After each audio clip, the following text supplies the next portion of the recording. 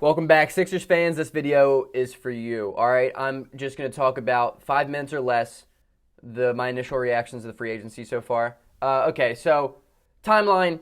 We got Daryl Morey, right? He made some good trades. That's what Daryl Morey does. He finds a way to get complementary pieces and get rid of bad contracts. He did that miraculously. He did something in 24 hours that the Sixers organization couldn't do all year. So, hat off to you, Daryl Morey, for that one. But then, coming into free agency, there were a lot of good options. A lot of good options that I put in videos of mine and saying, Philadelphia would really be impressive if they could find a way to give minimum contracts, the mid-level exception, to a guy that could be vital, right? To a guy that could strengthen our core of our bench, and make us a deeper team because depth wins in the NBA, right? And we haven't done that. Now, I understand that the roster spots are basically full, even before free agency. And I understand we have no money still. But I was thinking, I would really like Bogdan Bogdanovic. I want to sign and trade for Bogdan Bogdanovic. A, it works. And B, it's what we need, right? And then my brother was like, listen, dude, you got to remember that Daryl Morey is a patient GM. Excuse me. He makes moves, but he's patient. He's in throughout the offseason. He's patient. He's going to make a move in the season, regular season, if we need it, which we will. But you got to understand that he's not going to be the dude that's going to go out and sign a whole bunch of different pieces. And I'm like, all right, that makes sense.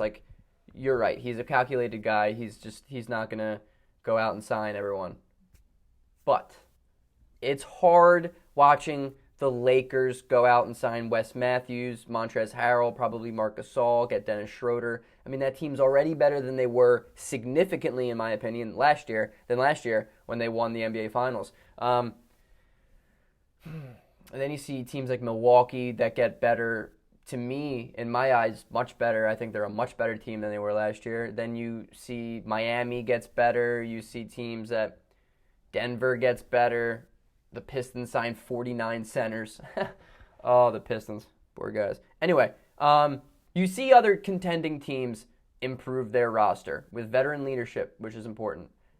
And Philadelphia doesn't have that. Philadelphia hasn't had that. They go out and sign Dwight Howard, which I think is a good signing, not only because it's hilarious, but because they got him on the minimum level contract, and he's an older guy who just won an NBA Finals. So, I understand it. I think it's a good signing. Plus, we needed a backup center, which I said. So, I'm glad we do that. But it's hard seeing other teams get better when Philadelphia is kind of just chilling here because we're at least 2 pieces away from contending right now. And in my mind, I think a Bogdan Bogdanovic trade would be perfect. A sign and trade would be perfect. Give him $18 million a year, maybe 20, seeing what other guys are getting right now. So you could find a way to make the salaries work and get him. Maybe trade Mike Scott, trade Danny Green and 2 future first rounders or 1 future first rounder.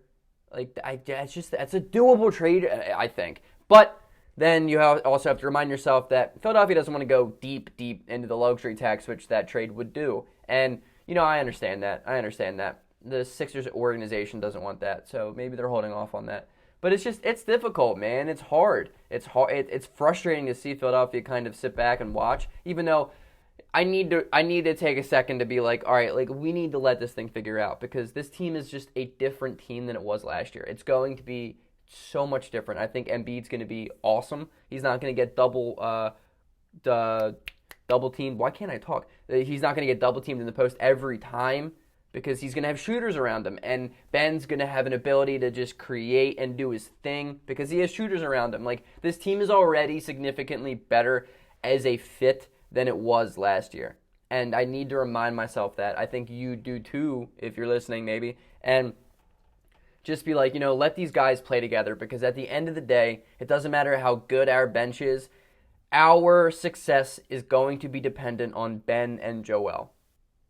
As scary as that might be, it's true. We're going to need Ben. We're going to need Joel to continue to improve because they're still young. We're going to need you to shoot the ball. And I'm not talking Curry range threes. We'll never need that from you. What we need from you, Ben Simmons, is just a consistent mid-range jump shot from the elbow to the three-point line. That's all I need. Just a consistent, somewhat reliable jump shot, because that will open up so much space for you that you could genuinely become a top 10 player in the NBA without a three-point shot.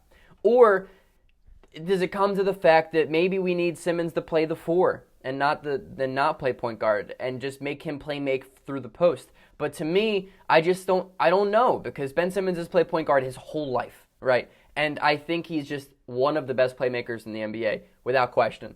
But then it becomes the fact, like, do you think it's going to make Ben Simmons worse of a player to play off ball? I don't know.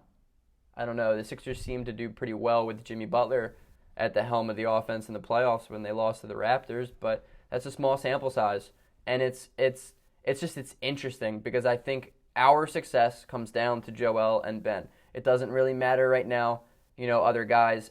You can rely on Seth Curry. I promise you he's going to shoot 40+% from 3 this year. You can genuinely rely on Danny Green. He's inconsistent, but you know what you're getting out of him. You can rely on guys off of our bench. You know what you're getting from them.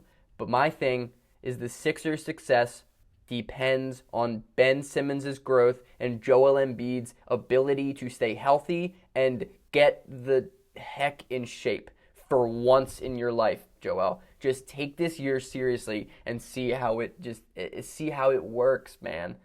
Like, just get in shape. You can dominate some of these teams. Oh, and the Boston Celtics got way better too. I forgot about that. That's unfortunate. That's really unfortunate. So, Philadelphia, the ball is in your court right now. What are you going to do about it? That's my pep talk. I'll see you guys soon.